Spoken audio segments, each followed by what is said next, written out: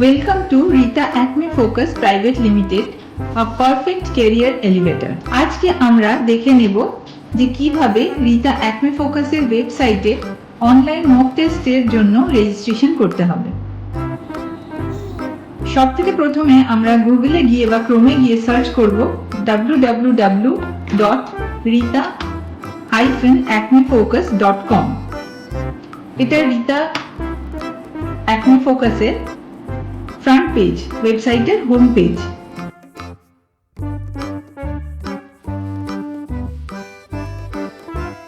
এর ঠিক top right কর্নারে এই যে ইয়েলো বাটনটা আছে লগ ইন রেজিস্টার লেখা, এটাতে আমরা ক্লিক করব।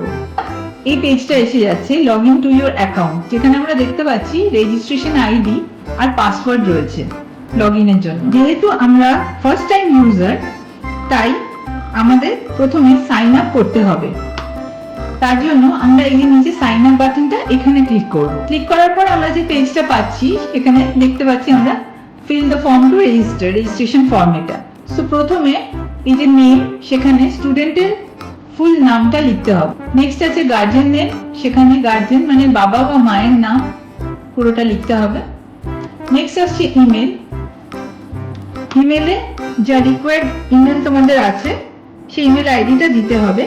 স্টুডেন্ট বা গার্জিয়ান যে কারোর একটা যেটা ইজিলি অ্যাক্সেসেবল সেই ইমেলটা দিতে হবে, যেখানে ওটিপি যাবে। মনে রাখা দরকার আছে যেখানে যে রেড মার্ক দেওয়া জায়গাগুলো আছে সেগুলো ম্যান্ডেটরি ফিল্ড, তাই সেইগুলো আমাদের অতি অবশ্যই ফিল আপ করতেই হবে, না হলে ফর্মটা সাবমিশন নেবে না। এরপরে এই পাসওয়ার্ড সেকশনে এখানে আমাদের একটা পাসওয়ার্ড সেট করতে হবে, যেটা দিয়ে ফিউচারে লগ ইন করা হবে।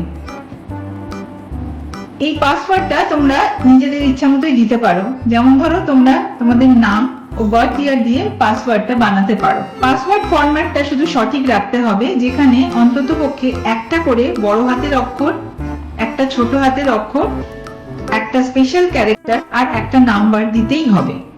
সেই মতোই পাসওয়ার্ডটা বানাবে। নেক্সট আসছে কন্ট্যাক্ট নাম্বার আর গার্জিয়ান কন্ট্যাক্ট নাম্বার। এখানে দেখতে পাচ্ছি কন্ট্যাক্ট নাম্বারটা ম্যান্ডেটরি নয়, কিন্তু গার্জিয়ান কন্ট্যাক্ট নাম্বারটা ম্যান্ডেটরি, এখানে এটা অতি অবশ্যই দিতে হবে। তারপরে আসছে অ্যাড্রেস, মানে বাড়ির ঠিকানাটা পুরো দিতে হবে। তারপর আসছে সিটি, মানে তোমার শহরের নাম, এবং স্টেট মানে তোমার রাজ্যের নাম।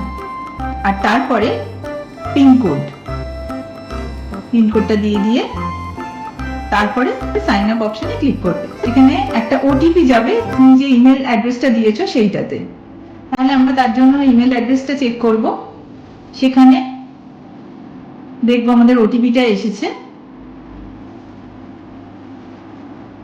সেখানে গিয়ে এই ওটিপিটাকে আমাদের সিলেক্ট করে নিতে হবে, কপি করে আমরা আমাদের এই পেজে নিয়ে পেস্ট করব। সাবমিট। ওটিপি ভেরিফাই হয়ে গেছে, ওকে। নেক্সট আমরা দেখতে পাচ্ছি আমাদের রেজিস্ট্রেশন সাকসেসফুল হয়ে গেছে এবং আমাদের একটা রেজিস্ট্রেশন আইডি জেনারেট হয়ে গেছে। এটা প্রত্যেকজনের ক্ষেত্রে আলাদা আলাদা রকম হবে। এই পাসওয়ার্ড আর রেজিস্ট্রেশন আইডিটা আমাদের খুবই ইম্পর্টেন্ট, কারণ প্রতিবার যতবারই আমরা মক টেস্টটা দিতে বসবো ততবারই আমাদের এই দুটো ডিটেলস দরকার লাগবে। সেই কারণে আমরা একটা নির্দিষ্ট জায়গায় রেখে দেব। সেটা আমি এখানে যেমন আমার কম্পিউটারে নোটপ্যাডে রেখে দিলাম, সেরকম কেউ চাইলে নিজের ডায়েরিতে লিখেও রাখতে পারে। এটা প্রতিবার আমাদের লগ ইন করার সময় দরকার হবে।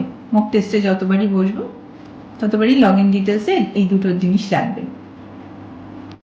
নেক্সট এবার আমরা তাহলে লগ ইন টু কন্টিনিউ করব। আচ্ছা, এইবার সেই আগের পেজটা এসে গেল, log in to your account. এখানে এবার আমরা আমাদের রেজিস্ট্রেশন আইডি এবং পাসওয়ার্ড পেয়ে গেছি। তাহলে এই রেজিস্ট্রেশন আইডিটা এখানে আমরা পেস্ট করলাম বা লিখে নিলাম, এবং পাসওয়ার্ডটা এখানে লিখে নিলাম। নেওয়ার পর আমরা লগ ইনে ক্লিক করলে আমাদের লগ ইনে ক্লিক করে নেক্সট আমরা লগ ইন সাকসেসফুল ওকে করব। তারপরে আমাদের মক টেস্টের যে হোম পেজটা সেটা খুলে যাবে আমাদের প্রোফাইলে। এখানে আমাদের অলরেডি প্রোফাইল ক্রিয়েট হয়ে গেছে মক টেস্টের জন্য। তাহলে এভাবেই আমরা রেজিস্ট্রেশন প্রসেসটা কমপ্লিট করব। পরবর্তী প্রসেসে আমরা দেখিয়ে দেব কিভাবে সাবস্ক্রিপশন করা যাবে। ওকে, নমস্কার।